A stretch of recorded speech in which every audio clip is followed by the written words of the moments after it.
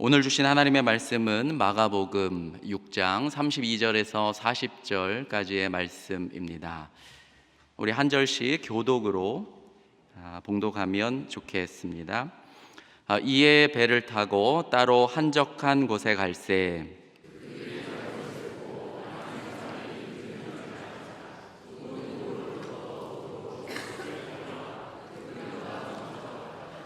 예수께서 나오사 큰 무리를 보시고 그 목자 없는 양 같음으로 인하여 불쌍히 여기사 이에 여러 가지로 가르치시더라.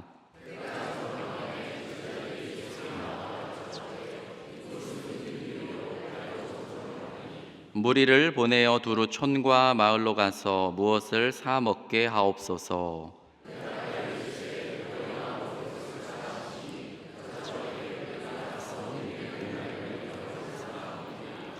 이르시되 너희에게 떡 몇 개나 있는지 가서 보라 하시니 알아보고 이르되 떡 5개와 물고기 2마리가 있더이다 하거늘.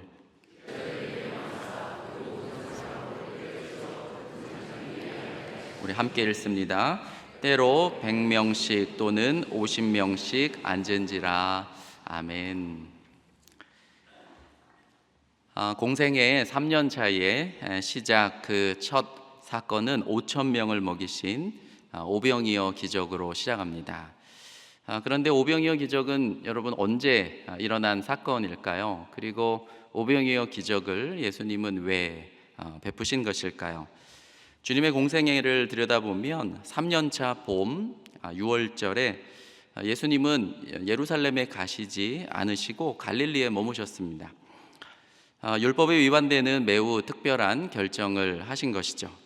학자들은 추측합니다. 이제 주님의 공생애의 삶이 한 1년 정도 남았기 때문에 특별히 제자들을 더 양육하고 또 제자들을 말씀으로 가르칠 필요가 있었기 때문이다 생각해 볼 수 있습니다. 6월절에 일어났던 이 오병이어 기적, 이것은 구약시대의 광야에서의 그 만나 사건에 대한 회상이고 또 기억이고 또 반복이고, 한편 예수님의 그 십자가 사건의 예표로 우리가 생각해 볼 수 있습니다. 예수님은 6월절에 맞추어서 수많은 사람들에게 생명의 떡을 나누시고 또 친히 먹이셨습니다. 이 사건은 너무 놀랍기 때문에 4개의 복음서에 다 담겨 있고 교회는 이 사건을 잊을 수가 없었어요. 그래서 수많은 설교와 가르침으로 많은 애정과 관심을 기울였습니다. 오늘 본문이 언급되기 바로 이제 이전의 내용들인데요. 예수님께서 공들이셨던 12 제자들이 이제 파송을 받고 나가서 전도 활동을 하기 시작했습니다. 그런데 그 결과가 대단히 고무적이었습니다. 헤롯 왕실의 그 정보들이 들어갈 정도로 파장이 엄청났습니다.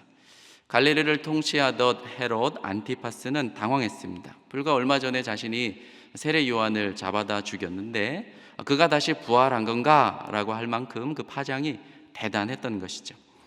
제자들이 이제 돌아와서 자기가 했던 그 전도 활동들에 대한 보고를 예수님께 낱낱이 고합니다. 제가 읽진 않았는데 우리가 그 6장 30절 본문을 보면 사도들이 예수께 모여 자기들이 행한 것과 가르친 것을 낱낱이 고하니 이렇게 기록을 하고 있습니다. 제자들이 흥분하고 들떴습니다. 그래서 돌아와서 얼마나 대단한 일들이 있었는지 그것을 예수님께 낱낱이 고하기 시작을 했습니다. 여러분들도 전도나 또 해외에 또 국내에 여러 가지 선교 또 봉사 활동을 했던 경험들이 있으실 것입니다. 하루 종일 복음을 전하고 또 그러다 보면 이런 사람 저런 사람 만나고 별의별 일들을 다 겪지 않습니까? 그리고 이제 저녁에 다시 집결하면 그 저녁 모임이 여러분 얼마나 시끌벅적했습니까? 서로 다 본인이 영웅입니다. 그래서 내가 뭐 이런 일들이 있었고 막 내가 일들이 있었고 뭐 서로 떠들어대기 바쁩니다. 성공적인 사역 후에 찾아오는 그 엄청난 환대와 인기 또 욕망이 있지 않았겠습니까? 우리들도 그러하건대 하물며 2000년 전에 예수님과 함께 그렇죠? 전도 활동을 했던 제자들은 얼마나 흥분하고 또 대단히 떠들썩했을까요? 따르는 무리들은 기하급수적으로 증가했고 정말 엄청난 무리가 예수님 공동체를 뒤따랐습니다. 대중의 찬사 한가운데 그런데 언제나 유혹이 도사리고 있습니다. 이때 주님이 어떻게 하셨는지를 우리는 살펴보아야 합니다. 이때 주님은 무리를 떠나기로 결정을 하십니다. 그리고는 배를 타시는 창조적인 방법을 선택하셨습니다. 우리 본문 6장 32절을 우리 같이 한번 읽어봅니다. 이에 배를 타고 따로 한적한 곳에 갈새. 저도 그렇지만 여러분도 이제 우리가 조금 사역에 성공을 하면 유혹이 대단히 찾아오게 마련입니다. 그런 유혹을 우리가 견디고 또 극복하고 또 견고해지기 위해서는 언제나 기도와 재충전의 시간이 필요한 것이죠. 리트릿의 시간들과 같은 것 말입니다. 실제로 우리가 알다시피 오병이어 사건이 일어난 다음에 제자들의 상황과 또 공동체 무리들의 상황은 정말 가관도 아니었습니다. 당시 그 5천 명의 무리라고 하는 것은 예수님 공생애 전체를 두고 봐도 아마 가장 많이 모였던 그런 상황으로 추측이 됩니다. 예수님 세력은 정말 상당히 거대해졌습니다. 제자들이 흥분하는 것은 당연했습니다. 사람들도 오병이어 기적을 맛보자 눈이 뒤집어졌어요. 그래서 예수님을 억지로 붙들어다가 임금을 삼으려고 하지 않았습니까? 그리고 오병이어 사건 이후에는 정말 제자들도 자기들끼리 서열 다툼을 하고 있었습니다. 그러니까 주님이 홀로 산으로 가시고 또 기도하는 리트릿의 시간을 가지셨던 것이죠. 여러분, 이것이 우리 그리스도인들의 힘입니다. 우리가 주 안에 거하기를 힘쓰고 또 주께서 우리 안에 계시도록 힘쓰고 애쓰는 것이죠. 그것이 진실로 우리가 세상에서 담대하고 또한 승리할 수 있는 유일한 힘입니다. 여러분, 사진을 먼저 보실까요? 첫 번째 사진 보면 갈릴리 호수입니다. 푸르르고 이렇게 참 우리의 마음을 시원하게 하는 그러한 갈릴리 호수의 사진이죠. 저기에서 이제 조금 오른쪽으로 가면 우리 벳세다라는 다음 사진을 보시겠는데요. 벳사이다 하면 어부의 집이라는 곳인데 저 사진은 벳세다 고고학 유적지입니다. 저곳에서 이제 오병이어 기적이 일어났던 것이죠. 왜 이곳이었을까 곰곰하게 생각해 보면 이 벳세다는 헤롯 안티파스의 영역 밖이었습니다. 갈릴리 호수를 절반으로 뚝 나누었을 때 서쪽은 헤롯 안티파스의 영역이고 여기에는 로마 국경 수비대의 본부도 있었고 또한 안티파스의 행정본부도 있고 또한 관세의 사무실도 있었습니다. 큰 무리가 모일 때는 상당히 좀 위험한 장소입니다. 반면 동쪽이죠. 헤롯 빌립의 영역인데 상대적으로 변방이고 또 비교적 안전했습니다. 무엇보다도 저 벳세다는 베드로, 빌립, 안드레의 고향이기도 했습니다. 저는 오병이어 사건이 일어난 그 장소적인 안정성 때문이라기보다는 무리들의 모습이 너무나도 인상적이고 또 그 모습에 큰 도전을 받습니다. 우리가 읽었던 본문 33절을 한번 보시면 그들이 가는 것을 보고 많은 사람이 그들인 줄 안지라 모든 고을로부터 도보로 그것에 달려와 그들보다 먼저 갔더라. 여러분, 다음 그 사진을 한번 보실까요? 마가는 당시의 상황을 그림 그리듯이 이제 묘사해주고 있습니다. 모든 그 마을로부터 이제 무리들이 예수님이 출발한 그 배를 뒤쫓기 시작했다라는 것입니다. 그리고는 예수 공동체인지를 알아보고는 도보로 그리고 뭐라고 표현합니까? 달려서, 그죠? 달려서 그 배가 도착하는 것보다 더 먼저 그곳에 당도해 있었다. 성경은 기록을 하고 있습니다. 저는 배보다 먼저 도착했다고? 그리고 그 인근에 있는 가버나움 또 다부가 등 인근에서부터 저 고대 벳세다 그 유적지까지 적어도 여러분 보시면 제가 한번 재보니까 9km에서 한 10km가 되거든요. 그거를 뛰었다라는 거예요. 여러분 헬스 하실 때 한 9km 뛰어 보셨습니까? 한 얼마나 뛰어야 됩니까? 그 정도면 한 1시간 반, 그렇죠? 빠르면 정말 천천히 뛰면 한 2시간 걸려야 됩니다. 보통 사람들. 저는 예수님을 따르는 무리들의 간절함이 어떠했는지를 상상해 볼 수 있었습니다. 우리에게 바로 이런 간절함이 있는가? 여러분, 예수님의 마음이 흔들리지 않았겠습니까? 예수님께서 그래서 안 되겠다 싶으셔서 배 밖으로 나오셨습니다. 창자가 끊어질 때 내부 장기가 심하게 흔들렸다. 우리 마가복음 6장 34절은 이처럼 이야기하고 있습니다. 예수께서 나오사 큰 무리를 보시고 그 목자 없는 양 같음으로 인하여 불쌍히 여기사 이에 여러 가지로 가르치시더라. 불쌍히 여기셨다. 저 단어가 바로 내부 창자가 심하게 흔들렸다라는 표현입니다. 예수님 안에서 심령이 끌어올랐습니다. 이것이 오병이어 기적이 일어난 동력이었습니다. 사람은 부모가 되어 보아야 느낀다고. 굶주린 자식을 보면 애간장이 타지 않겠습니까? 1세기 그 로마의 그 속박 아래에서 굶주리고 있던 이스라엘 백성의 그 무리를 먹이려던 마음을 저는 1000분의 1도 미처 다 헤아리지 못합니다. 어쩌면 이것이 오늘날 교회가 맞이해야 하는 막중한 사역과도 같습니다. 오병이어 기적을 앞두고 놓인 오늘날의 현실과 같은 것이죠. 저 세계에도 이 시대에도 탄식하고 또 삶을 포기하는 이들이 여러분 얼마나 많습니까? 아무리 교회가 배를 타고 다른 곳으로 이동하려고 해도 무리는 제자들과 또한 주님의 그 막간의 쉼의 시간을 주지 않아요. 재충전할 시간을 주지 않습니다. 예수님의 공동체도 좀 쉬고 재충전해야 되지 않겠습니까? 무리는 끊임없이 병고침 받기를 원하고 또 먹기를 원했습니다. 어쩌면 교회는 쉴 수 없고 긴박한 필요를 갖고 몰려오는 사람들을 향한 교회의 사역은 계속되어야 하고 계획된 선교도 멈출 수가 없고 또 물밀듯 진행되어야 함에 강력한 도전을 받는 것이죠. 우리가 이제 2주 후에 또한 수요일에 치유를 위한 담임 목사님의 성찬 예배가 있지 않습니까? 이러한 사역들을 위해서 정말로 우리가 함께 기도하고 또 준비해야 하는 것이죠. 여러분, 예수님의 사역이 전날 상당한 시간 동안 지속되었다는 것을 우리는 보게 됩니다. 마가복음 6장 35절에 보니까 날이 저물 때까지 주님이 계속 병을 고치시고 가르치시고 사역을 지속하셨습니다. 예수님 사역이 해가 떨어질 때까지 지속되었습니다. 이처럼 교회의 봉사, 또 사역, 전도 여행, 정말 이런 사역들을 우리가 멈추거나 쉴 수 없는 거예요. 전도 여행이나 또한 선교 여행을 하다 보면 가장 중요한 일이 뭐냐면 바로 그 선교팀이나 그 공동체를 먹이는 사역입니다. 이게 얼마나 중요한 사역인지 모릅니다. 선교팀을 맞이하는 선교사님께서도 가장 중요한 사역은 바로 급식 사역이십니다. 하루 종일 고생한 선교팀들을 데리고 되도록 이 선교팀을 어떻게 잘 먹일까? 왜 잘 먹이겠습니까?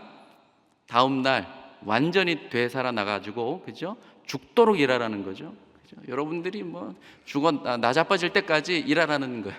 그래서 또 먹이고 또 먹이고 그렇게 잘 먹이는 것입니다. 제가 아프리카의 해외 그 헌당 교회를 짓고 이제 헌당하는 그런 예배가 있어서 한번 아프리카에 간 적이 있었습니다.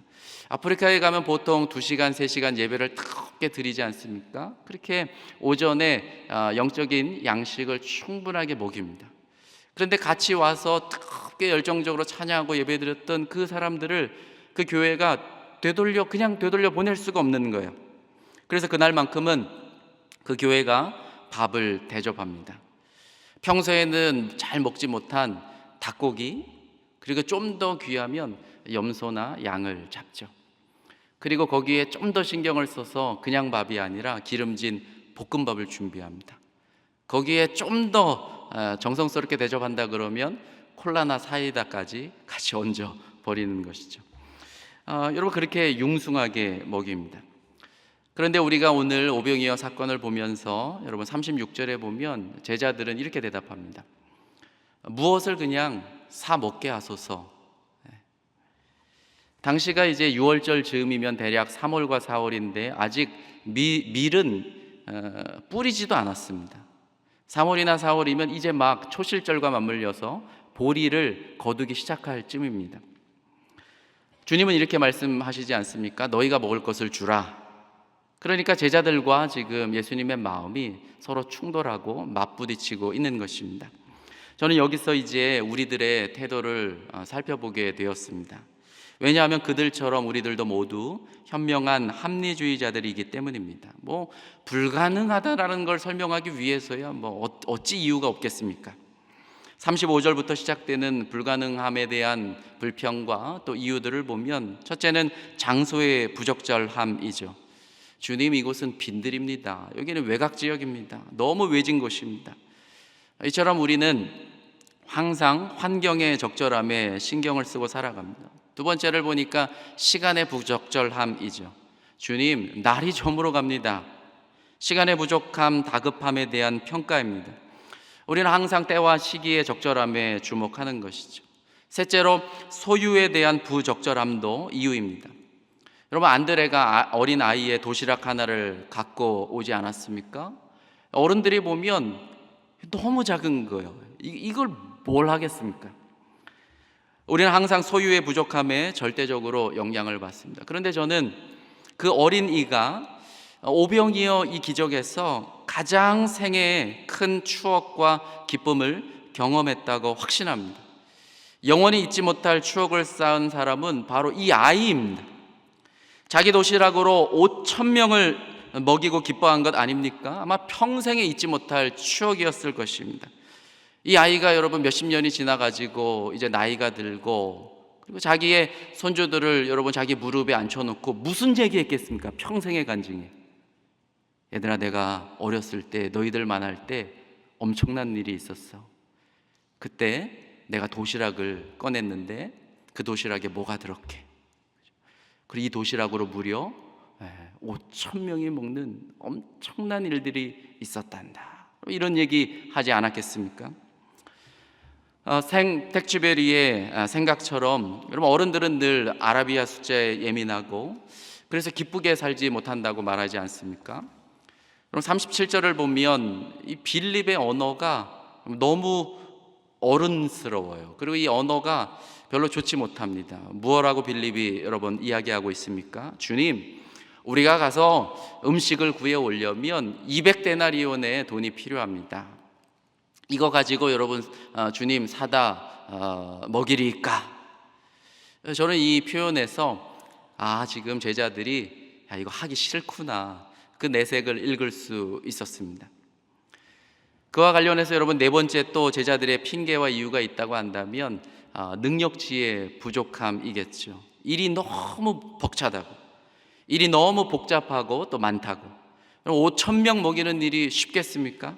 이것도 일이고 저것도 일이고 너무 큰 일이고, 먹을 것을 사와야 하는 것도 일이고, 식당을 예약해서 식사 주문하는 것도 일이고, 받는 것도 일이고, 죄다 여러분 일투성이 아니겠습니까? 그러니까 제자들이 지금 이렇게 둘러대는 것은 아무리 봐도 일하기 싫은 것입니다. 저는 오병이어 기적에서 진짜 주님의 목적을 묵상해 본 적이 있었습니다. 그리고 주님의 그 목적을 깨달았을 때 정말 회개했던 적이 있었습니다. 저희들도 그렇잖아요. 어떤 일들을 주께서 맡기실 때 이거 해야 되나, 이거 하기 싫은데 이거 좀 어떻게 안 하면 안 될까? 그렇게 핑계대고, 그때 이 오병이어 본문을 접했어요. 그때 주님의 마음을 느꼈습니다. 주님의 원래 의도가 무엇이었을까? 왜냐하면 오병이어의 원 시나리오는 37절 말씀처럼 너희가 먹을 것을 주라, 너희가 먹을 것을 주라. 주님은 제자들이 오병이어 기적을 일으키시기를 원하시는군요. 여러분, 근데 그 원 시나리오가 어떻게 틀어진 것입니까? 다른 방향에서 일어났습니다. 부흥회에 참석했던 한 어린이가 도시락을 내놓았고, 그렇기 때문에 오병이어는 사실상 제자들과는 상관없이 일어났습니다. 어떤 주석의 표현대로라면 제자들은 기적의 공동 창조자가 된 것이 아니라 기적의 분배자에 불과했던 것이죠. 여러분, 제자들은 세컨드 포지션으로 밀려난 거예요. 교회 사역을 하다 보면 어떤 분들은 날이 저물도록 교회에서 주님이 부탁하신 여러 가지 사역들에 정말 시간 가는 줄도 모르고 그런 즐거움 속에 파묻혀 삽니다. 반면에 저도 돌아보면 정말 막 억지로 끌려와가지고 막 온갖 얼굴에 인상 써가면서 이렇게 봉사하고 섬겼던 때를 되돌아봅니다. 주님은 어떤 형편 속에서도 주님의 마음을 헤아리고 또 겸손하고 또 순종하는 마음으로 너희가 그냥 하라, 너희가 주기를 내가 원한다. 그런 주님의 마음을 이해하고 순종하는 사람을 찾으시는 것 아니겠습니까? 오늘날 교회는 오병이어 사건 속에서 교회가 계속 해야 한 수많은 사역들을 회복하고 발견하게 됩니다. 벳세다로 여러분 무리들이 먼저 9km나 10km를 달려왔어요. 먼저 기다리고 있는 거예요. 그 무리들을 우리는 인식하고 있는가? 이들을 먹이는 사역에 헌신하는 교회의 낮은 자세를 우리는 보고 있는가? 또한 한결같이 변함없는 교회의 어떤 그 기본적인 그 사역, 이 교회의 기본적인 사역에 우리는 충실하고 있는가? 또한 우리에게 있는 가장 작은 것을 드림을 통해서 일하는 것들에 대해서, 이런 여러 가지들을 우리는 사실 오병이어 사건을 통해서 묵상해 볼 수 있는 것이죠. 사람을 먹이는 일보다 사실 더 중요한 일은 없습니다. 헬라어로 이 디아코니아라는 단어는 찾아보니까 식사 시중을 들다라는 뜻이 담겨 있었습니다. 제자들이 오병이어 잔치에서 여러분 식사 시중을 들면서 얼마나 힘들었을까요? 많은 분들이 연로해지신 부모님들을 아마 여러분 모셔보셨을 것입니다. 식사 시중이라는 것은 정말 힘듭니다. 왜냐하면 뭐 좀 만들어 내놓으면 얘야 신선한 건 내와라, 오전에 내왔던 거 또 내오냐, 그거 말고 신선한 거, 얘야 배고파 쓰러지겠다, 밥 좀 내와라, 고기 없냐, 생선 없냐, 신선한 야채 없냐. 여러분 식사 시중이 보통 어렵고 힘든 게 아닙니다. 밥 시중이라는 것은 인간의 삶에서 정말 힘든 일입니다. 이것은 거의 종과 같습니다. 시종과 같아요. 정말 그렇습니다. 39절에 오늘 본문을 보면 푸른 잔디 주변에 이제 때를 지어 앉혔다라고 이제 마가는 표현하고 기록하고 있습니다. 마가는 이 표현을 헬라어로 심포지아라고 표현했습니다. 오늘날 학술 대화로 더 알려져 있지만 사실 이 심포지엄은 고대 그리스, 물론 또 그 이후 플라톤 시대로부터 연회라는 모임으로 잘 알려져 있었습니다. 그리스 남자들이 모여서 다양한 주제에 대해서 토론하고 또 오락을 즐기고 음식과 또 음료를 나누는 모임이었습니다. 이 심포지엄을 개최한 그 주최자는 손님들에게 다양한 음식을 제공할 필요가 있었죠. 사람들은 일반적으로 의자에 앉아서 식사하기보다는 소파처럼 기대어서 식사를 하곤 했습니다. 그리고 테이블에는 그리스의 여러 요리들이 놓였죠. 빵, 올리브, 치즈, 과일, 야채, 고기, 우리가 잘 아는 헬라어 단어 익토스, 고기, 생선, 또 과자, 디저트 등 다양한 요리가 선보이고 놓이게 됩니다. 그리고 다양한 입맛에 맞춰서 짭짤한 음식 또 달콤한 음식을 혼합하여 제공하는 것이 일반적이었습니다. 이 식사 시중을 누가 하냐 보면 노예나 하인들이 그것을 담당하도록 위임이 되었습니다. 하인들이 에피타이저로부터 메인 식사 그리고 디저트까지를 여러분 다양한 요리들을 가져와서 손님들에게 제공했습니다. 하인들이 그 손님들 곁에 서가지고 여러분 손님들의 요구에 주의를 기울이고 식사 내내 손님의 컵에 포도주를 붓는 일, 그리고 음식을 보충하는 일, 참석한 모든 사람의 전반적인 편안함을 보장하는 것이 중요했습니다. 이러한 식사 이후에 이제 엔터테인먼트 시간을 갖는 거죠. 플라톤 시대로부터 고대 그리스 그리고 로마 제국까지 이 심포지움은 향유, 그러니까 즉 먹고 마시는 잔치였고, 물론 2부 시간에는 시와 문학, 음악, 철학, 토론들을 가졌지만 어쨌든 이 심포지움은 온갖 여흥 그리고 춤 위에 응축된 정말 최고의 당시 헬라 사회의 이벤트였습니다. 마가는 오병이어 잔치에서 무언가 여러분 영적인 눈을 떴던 것이죠. 그가 때를 지어 앉게 하다, 이것을 심포지아라고 표현하는 것과 관련해서 사실 오늘 우리 그 한글 성경이 풀어서 번역을 한 것이지만 때를 지어 앉게 했다 이렇게 풀어 옮기기보다는 어쩌면 그냥 직역해서, 그죠? 음역해서 심포지엄을 하는 것처럼으로 번역하면 좀 더 낫지 않았을까 생각을 해봅니다. 왜냐하면 마가에게 오병이어는 저 세상에서 먹고 마시는 심포지엄에 어쩌면 대항하는 예수님의 대안적인 심포지엄이라는 의미를 획득하고 있기 때문입니다. 그리스 로마 사회에서 심포지엄은 사실 소수 엘리트의 전유물이었죠.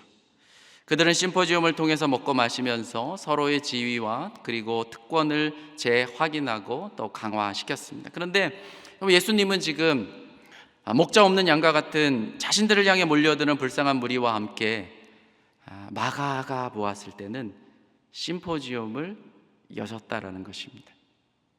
그리고 그 자리에서 주님이 원하시는 것은 무엇이었습니까? 제자들에게 너희가 시중을 들라라는 것이, 식사 시중을 들었으면 좋겠다. 여러분, 말씀을 정리하고 마치면서 오늘날 그 6월절에 그 세데르를 보면 그 4번의 포도주 잔을 채우고 또 마시도록 되어 있습니다. 그리고 예수님의 몸을 상징하는 그 아피코만이라는 무교법 떡을 한 조각을 숨기고 또 아이들에게 찾으라 그러고, 사실은 그게 예수님의 몸을 상징하지 않습니까? 그런데 오늘날 유대인들은 사실 그런 의미를 모르는 채 그런 세데르 의식을 하고 있는 것이죠. 그렇게 주인은 6월절 식사를 대접하면서 그 식사 시중을 들고 있습니다. 오늘날 유대인들이 하고 있는 6월절 만찬이죠. 주님께서도 6월절 전날 밤에 최후의 만찬에서 식사 시중을 드셨습니다. 오늘 주님께서 저와 여러분들에게 원하시는 것이 있다면 우리의 순종과 그리고 경건으로 예수님의 대안적인 심포지움에서 시중을 들라 우리를 초청하고 있는 것이죠. 그런 이들에게 누가복음 22장 30절은 이러한 복을 약속하십니다. 제가 질문합니다. 여러분, 앉아서 먹는 분들이 높은 분들입니까? 아니면 서서 시중을 드는 분들이 높은 분들입니까? 앉아서 먹는 자가 크냐, 섬기는 자가 크냐?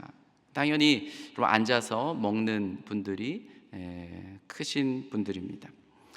그런 사람들을 향하여서 주님이 이처럼 축복을 말씀하시죠.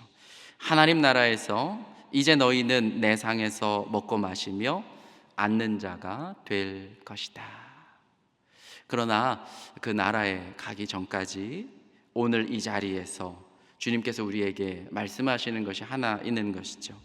주께서 이처럼 말씀하십니다. 너희가 먹을 것을 주라.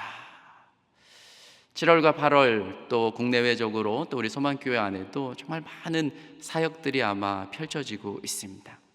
여러분들이 섬기는 자리, 또 여러분들이 교회에서건 또 사회에서건 어느 자리에서건 주님의 말씀을 따라서 많은 분들을 먹이고 또 입히며 또 시중을 드는 그런 신실한 종으로 사실 때에 주께서 하나님 나라에서 이제 여러분들을 먹이고 또 앉혀 주실 줄로 믿습니다. 기도 드리겠습니다. 하나님, 사람들은 하루 종일 예수님의 말씀을 들었고 또 저녁이 되자 대부분 배고파서 기진맥진했습니다. 먹을 수 있는 유일한 기회는 스스로가 주변 마을로 흩어져 음식을 찾는 것뿐이었습니다. 하나님, 지금 우리 형편들을 되돌아볼 때 혹시 우리가 굶주리고 황무지에 있는 것 같다면 우리가 음식을 찾아 마을로 내려가면서 주님을 떠나지 않기를 원합니다. 어떤 힘도 우리가 그리스도 안에 거하는 것을 막을 수 없습니다. 그 어떤 권세도 예수님에게서 우리를 떠나도록 강요할 수 없습니다. 예수님이 여시는 심포지움 안에 머무르게 하시고 거기서 배부르게 하시며 부르심 가운데로 나아가도록 인도하여 주시옵소서. 존귀하신 예수님의 이름으로 기도드립니다. 아멘.